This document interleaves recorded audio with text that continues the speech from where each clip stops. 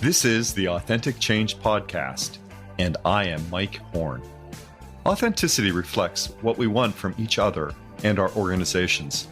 Open communication, trust, community, fun, and opportunity. I want to help you to do your best in your personal and professional relationships. This podcast delivers expertise, insights, and approaches on authentic leadership. To live your purpose, to lead from your values, to establish connected relationships, to steward people and culture change, to build and sustain prosperity, and to open doors and possibilities. This podcast will assist you in paving the way forward to personal, team, and organizational prosperity. Welcome to another episode of the Authentic Change Podcast. I am so delighted to have in our virtual studio today, Fanshen Cox, who is the president of Trujulo Productions. It's an amazing story she has. I'm going to let her tell most of it and then work on tying it back to authenticity, what it means to bring more of who you are to what you do. And I couldn't have a better guest to do that. Fanshen Cox is the perfect person to do this for us. So welcome, Fanshen. Can you tell our audience a little bit about you and your work? And Thank you so much, Mike. It's great to be here. As soon as I see the word authentic and then storytelling, and I'm in. So it's kind of what I've dedicated my life to. So I'm thrilled to be here. I've been a storyteller my whole life. I declared that I'd be an actor when I was 9 after a performance of the Sugar Plum Fairy in the Nutcracker in a bilingual school. So here I was already learning about performance, not just, on the stage, but also in learning another language, which I really, as an adult realized is this form of performance, because it's almost like you have to take on another personality to learn a language, a second language. And then you and I spoke about, we're both Peace Corps volunteers, returned Peace Corps volunteers. And so I continued kind of with language learning in that sense of performance. And then I also pursued an acting career for quite a while, moved out to Los Angeles, as many of us do. But then when I got here, I really realized how limited Hollywood was around not just its depictions of different kinds of people, but also internally. It was limited in terms of who was telling the stories. So I learned how to write, I learned how to produce. And the more I got pushback from Hollywood around how do you fit in, the more I decided to pave my own way. And that led to my creating my one-woman show called One Drop of Love, which I got to tour across the country. And it examines the construction of race in the US and the ways that construction affects our closest relationships. I also worked with Matt Damon and Ben Affleck for over 6 years, and we just completed our work time together, and now I've started Trujulo. So all to say, my authentic story, I kind of feel like I was born to do authentic storytelling, and now I get to be in the incredible position of helping others tell their authentic stories as well. It's so amazing to be able to be generative and to be generous in your work. From there, all good things come, I think. Yes. I'd like to talk a little more about One Drop of Love, which explores so many important and complicated issues around history and family, race, class, and justice. What is one drop? So one drop comes from the one drop rule, which was created during enslavement, early in enslavement, because suddenly there were children of the enslaved and of the enslavers, often through rape, through forced relationships. And so they had to start to decide what what legal status these possessions were. Were they going to be freed, the children of these relationships? So were they going to be free, or would they be slaves? And so enslavers created the one-drop rule to say that these children would be enslaved. And that is a rule that now today kind of works against the initial intent, because a lot of us who are born to white parents and Black parents, in my case, have really kind of rejected whiteness and interrogate whiteness and what it means, and embraced Blackness in ways that I think the enslavers never hoped or wanted to have happen, but as a way of resistance against that very rule. So it is the play kind of begins with that history. It's amazing how our circumstances often pave a way to our vocation. I'm wondering, in your case and what you bring to the world, how all of this influenced your desire to be a storyteller or a creator. Did the vocation follow some passion?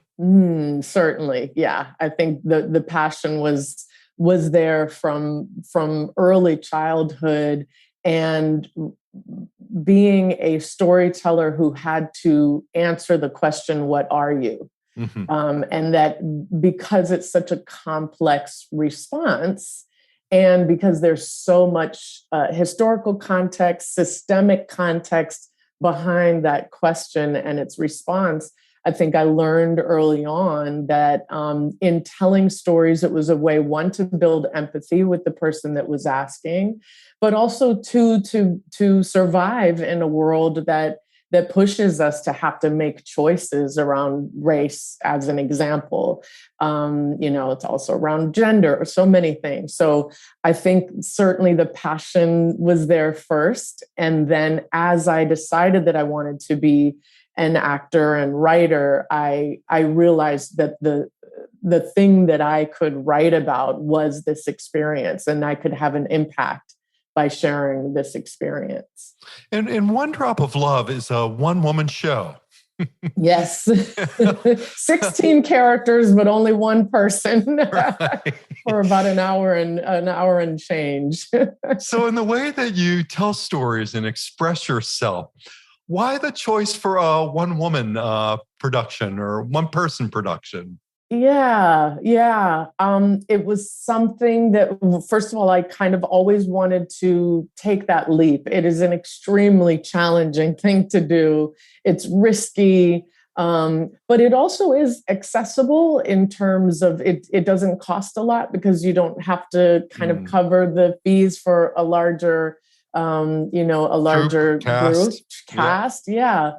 But I had a story to tell. And one thing that I think is really important is that when we're talking about authentic storytelling, that we have to begin with our own story.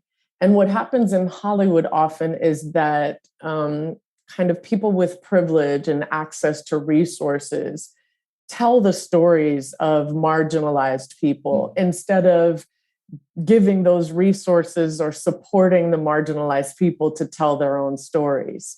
And so I didn't want to do that. I didn't want to tell someone else's story. I wanted to speak my own. And that's why I did it. And that's the kind of storytelling that now I encourage others to do, is that it should come from the person or people who actually experience, or community that actually experiences those things. So that's why I decided. And then, of course, I wanted to challenge myself as an actor as well. And but it was really about agency, giving myself agency to tell my authentic story, and modeling the importance of the person, the community that experiences things, being the ones to tell the story. So interesting in the way that people across the world share their stories. And returning to our Peace Corps conversation, I remember as a volunteer in the Solomon Islands, in the village we lived in, there was often story time that lasted well into the morning, that may have started in the evening. Yes. An important community issue, an issue of some importance to others, and perhaps the leaders of that small village community of a few hundred people would story about the situation or the event or the vision that someone might have had. And it's a different kind of storytelling than, perhaps I experienced working with Oaxacan shamans. How do you have an approach to storytelling? Are there differences in the way, people tell their stories, from evocative to provocative to some other kind? I'm curious about that. Yeah, there are so many different ways. And I think it not only is the entertainment industry moving towards more inclusive storytellers, right? Like bringing them on and having them tell their stories. We're also in this exciting period of more inclusive and representative forms of storytelling. And so it's exactly what you said, first of all, recognizing the roots of storytelling in the first place, right? And not being stuck around kind of qualifying certain kinds of stories or certain kinds of storytelling as the way to tell a story, or the only way to tell a story. So you don't have to only do it with a very expensive camera and a huge crew. The most authentic stories and the ones that tend to have the strongest impact are the ones that happen in communities, exactly how you just expressed. Because there's the ability to be vulnerable in truth telling. There's the ability to there's the expertise that comes with experiencing the things that you're storytelling about. So I hesitate ever to try and put storytellers into a box or to say this is how you have to go about this story. At the same time, we are in an era, there's only so much we can do towards change, right? It does happen incrementally and slowly sometimes.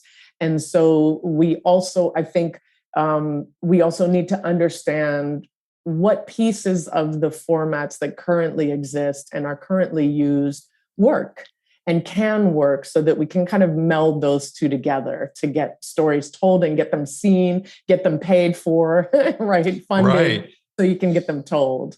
And I suspect I heard an interview recently with Ben Affleck, and I know you're a development and producing executive at Matt Damon and Ben Affleck's Pearl Street Films. And I recall that Affleck said that, referring to one of his earliest films, that it would be a totally different situation today if he was making it, because he described the beauty of the current iPhone and its ability to capture images on film. And when he described his early film endeavors, he talked about needing to buy cameras, factoring in the cost of tape, buying film, getting film produced, and a whole different array of considerations. And I believe what I heard him say is that he was so grateful that he had that experience, because it helped him understand different dynamics and events that shape the creation of film. Yes. So how does technology, it's a roundabout way of asking this question about technology and storytelling. I mean, they're really, one of the most powerful productions is that of a one-woman show, sort of unmitigated by a one-person show, unmitigated by technology, the closeness we feel with performer.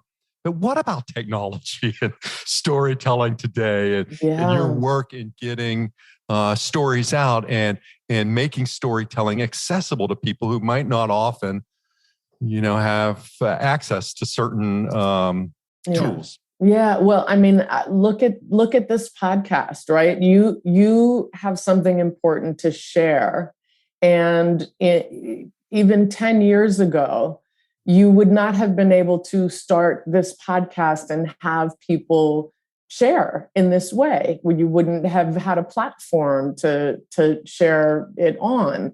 Well, I mean, we did 10 years ago, but Sure. it was not as accessible, right? And so in some ways, it's really exciting that we carry a studio. Literally, we've got a studio in our pockets, right? We can do everything from development to the writing to the filming to production to editing to distribution, all on our phones. And that has meant that so many people now have access to things that were barred from by gatekeepers.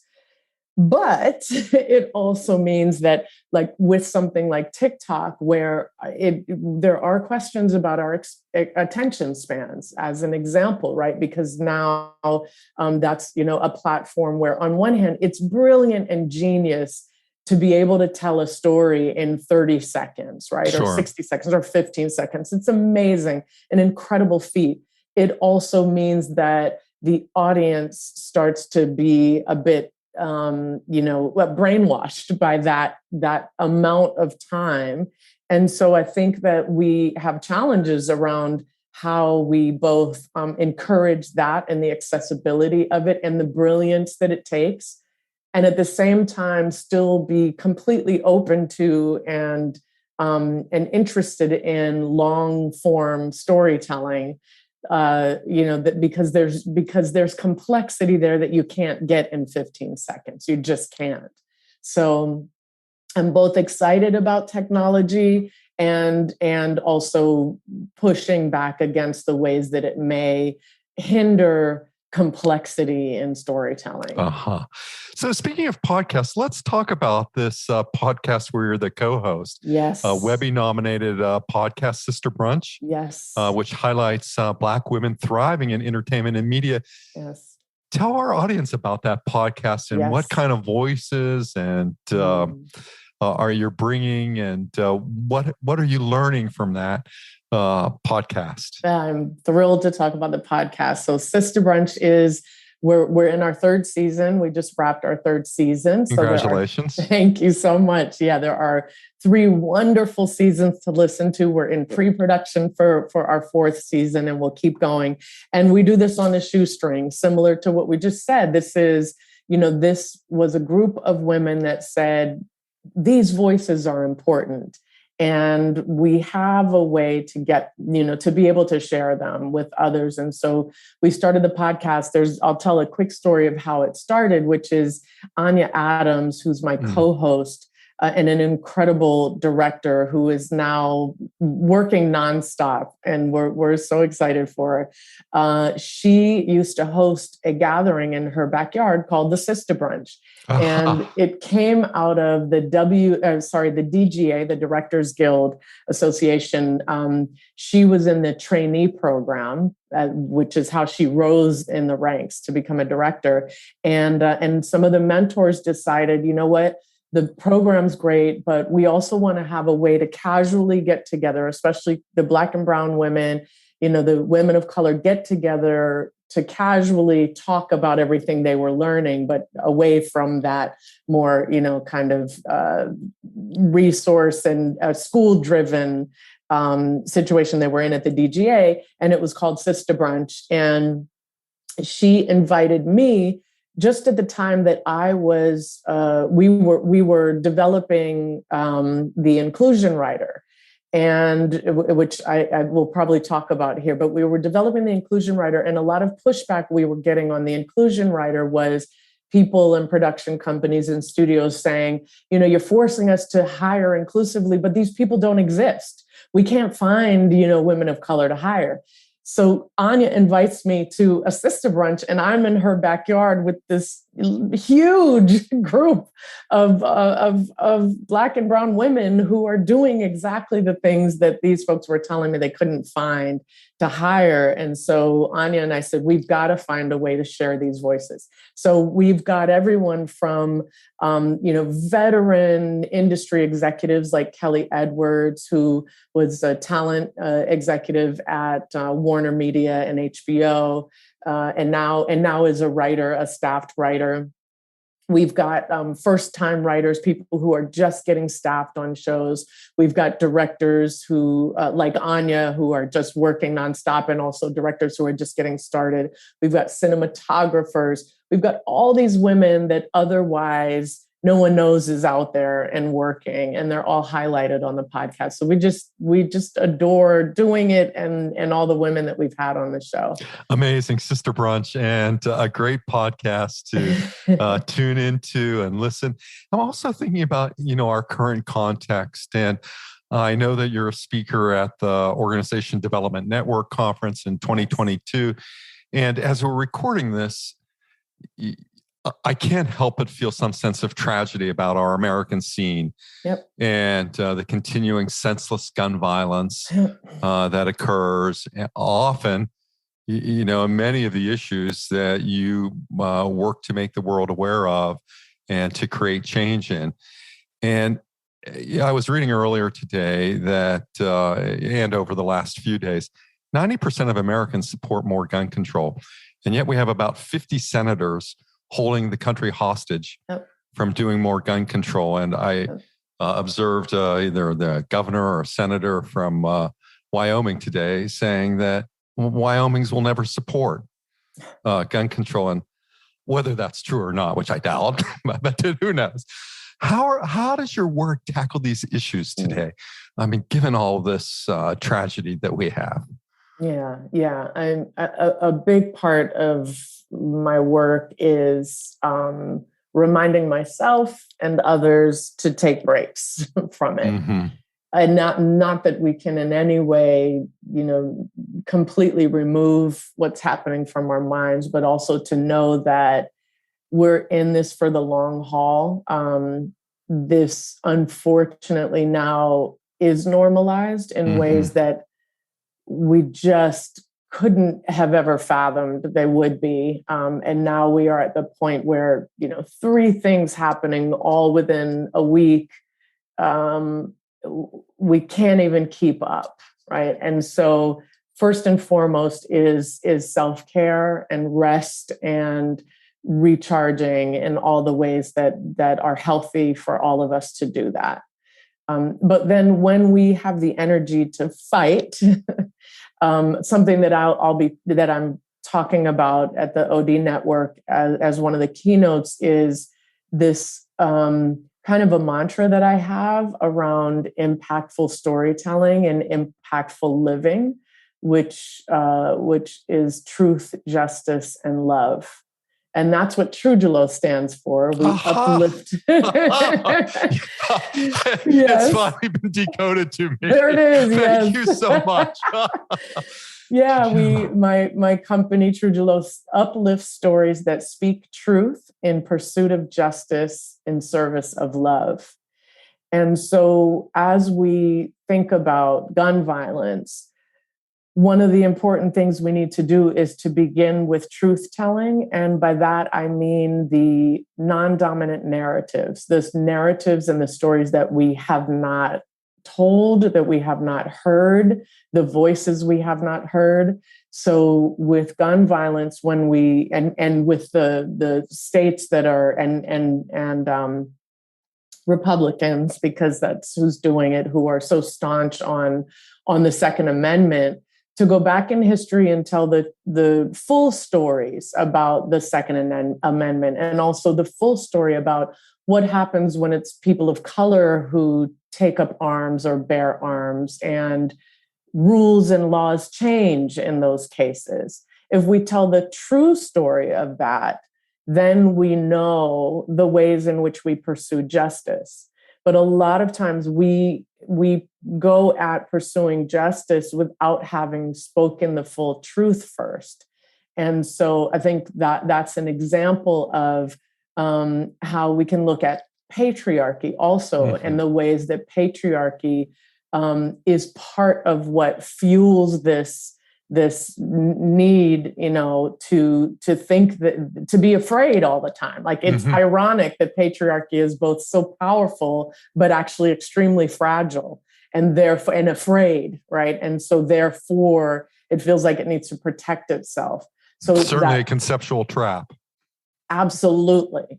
And so that's that truth telling that we have to speak as we understand where we pursue justice and how we pursue justice.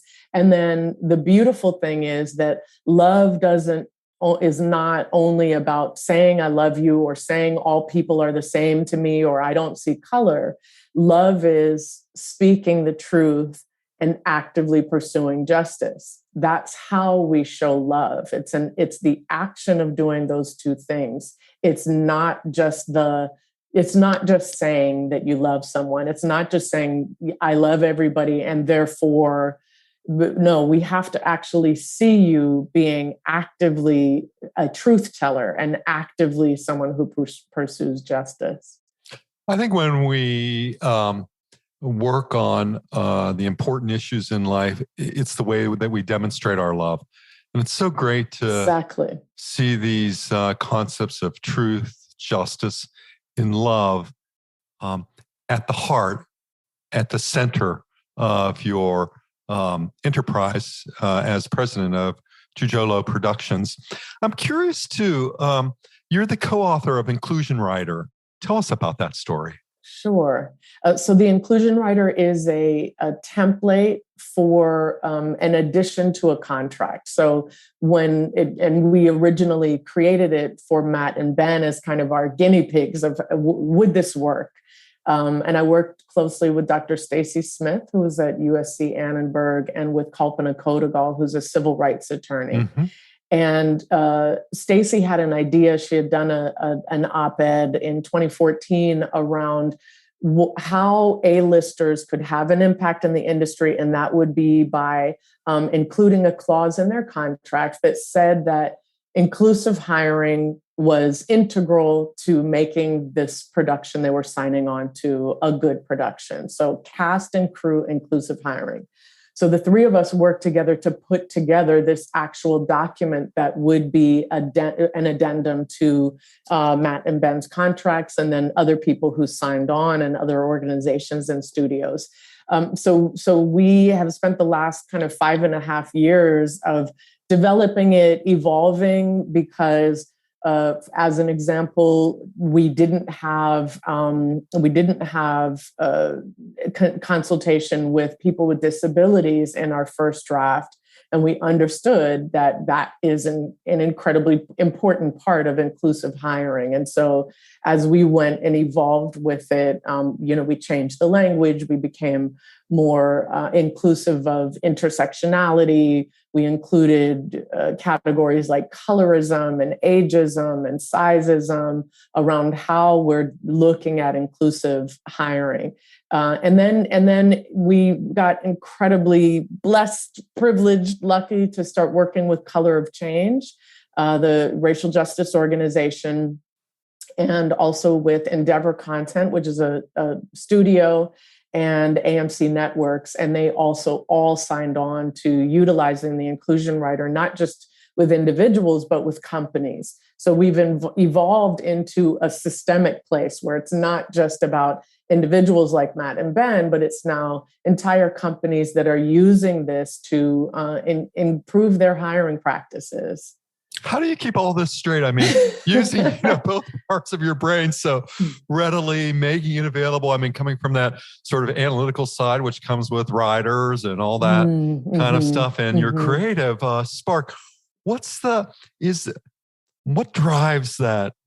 What drives that? What drives you to, be so to have these at the forefront of what you're doing, and to be able to sustain the energy for all of it? 100% collaboration and community. It's because I might look good and like I do all of these things, and I don't do not one of them on my own. I work with incredible people, incredible colleagues. I mentioned Stacy Smith and Kalpana Kodagal, but also Tasman Plater at Endeavor Content, Aisha Thomas Pettit at AMC Networks. My one-woman show, it looks like one person, and it's so many people. Like my friend Chandra Crudup, who traveled with me when we went to different schools and ran the production. So it's collaboration and community 100%. One of the things, and I know we'll talk about places where you can follow me towards the end, but I'm on Instagram. One of the things I do on Instagram every Friday is called Filmmaker Friday.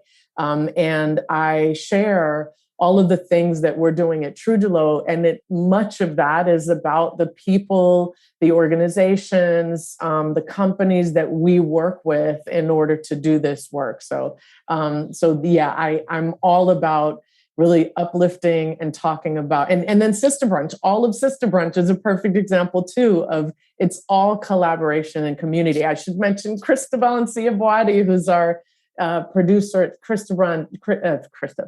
at Sista Brunch, and Brittany Turner. And we work with incredible people. And as you know, I think our Peace Corps experience was so much about community. And so that's what makes it happen. Well, in fact, thinking about my world in organization development and coaching executives and their teams, I am now slipping further and further away from the words of culture and more focused on community and how people in groups of 2 and 3 who stand up and are willing to be accountable and to be counted for can really, be the spark of innovation and change in so many organizations and so many systems that need our help. And I mean, it really ties into, you are a sought after speaker on the topics of diversity, equity, inclusion, accessibility. Could I include justice in that as well as we think about justice, equity, diversity, inclusion? You've, South by Southwest, Kellogg Foundation, Kennedy Center, Turnaround Arts, Endeavor Content, as you mentioned. All of these places and the folks who attend those want to hear your message. And there's so many ways that you can get that out. But as you think today about the challenges that we face in the work that you do and those who call on you for advice and consultation and speaking, what are, two or three of the key messages that you're delivering? Certainly that, I always go back to truth, justice, love. And it's because it's just that it centers you. It can focus you, and you can ask it about everything you do. Is this including voices that haven't been included? Is this considering other sides of the story? Is this considering especially non-dominant narratives, right? And you can take that with you everywhere in everything you do. And the justice piece, and I'll share a little bit about the inclusion writer, specific around the steps that you need to take for the inclusion writer, because it's not just a promise, because we've seen Hollywood make promises over and over again. We see organizations and companies make promises. So it's not just a promise, it's actually a process of hiring. And so the process entails 4 steps. The first step is to broaden the hiring pool in the first place.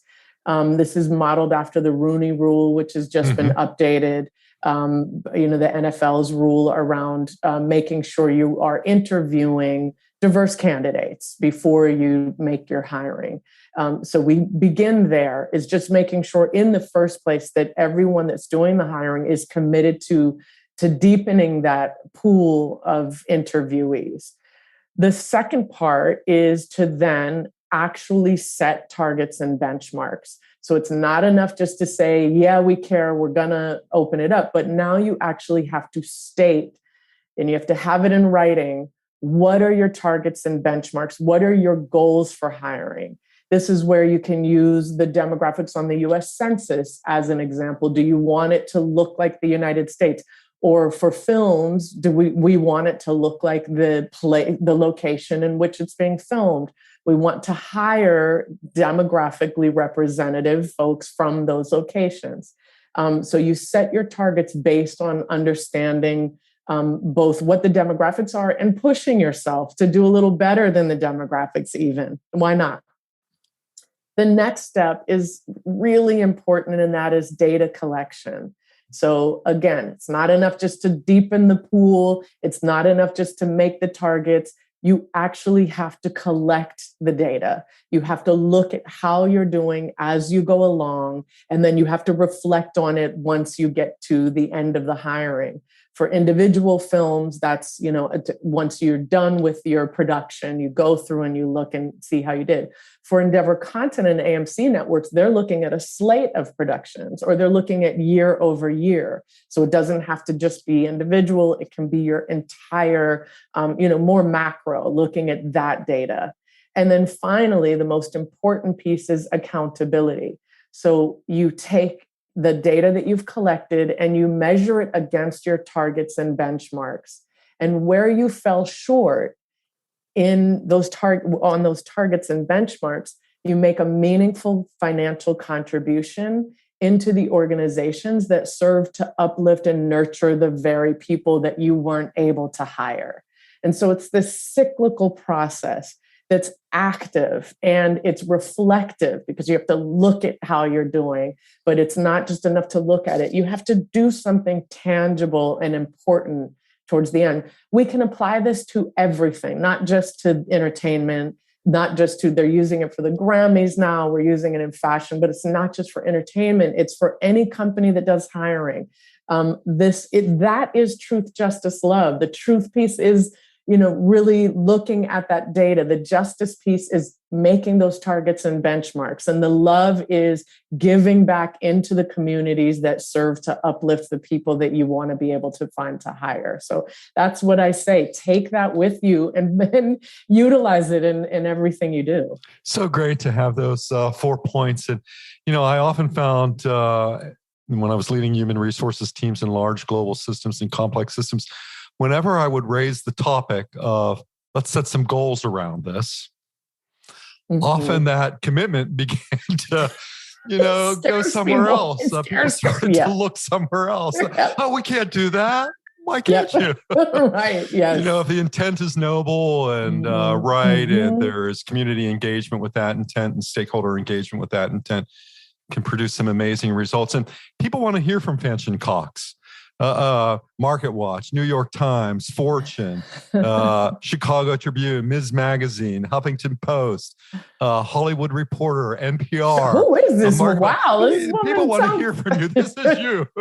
Because you have a powerful and important story to tell and to share, and to bring more truth, justice, and love in our world. Fanshen Cox, it's been an absolute delight and an honor and privilege for me to interview this morning.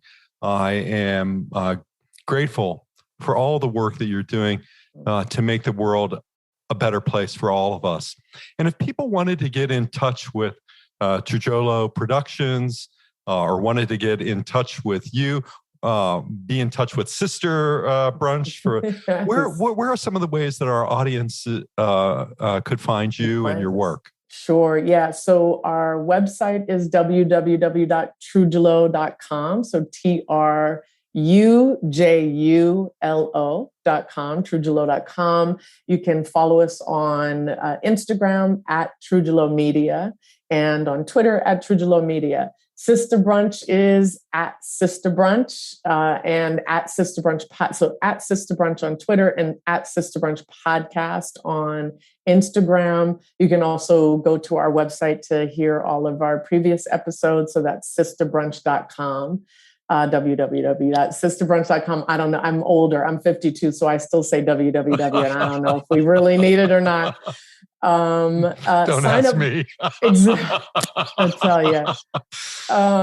When you go to Trujulo, sign up for our newsletter. We do a monthly newsletter where we really highlight everything that's happening, including Sista Brunch episodes and our wonderful projects that we're developing. I'm also writing and directing my first feature documentary, so you can follow the path of that journey that I'll be on to do that.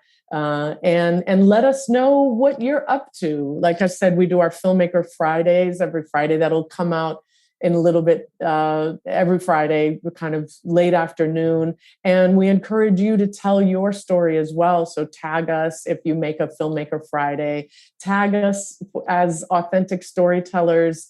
Mike, this has been wonderful. I'm so glad to meet you. And I can't wait to meet you in person. At the Organization Development Network Conference in Orlando. Right.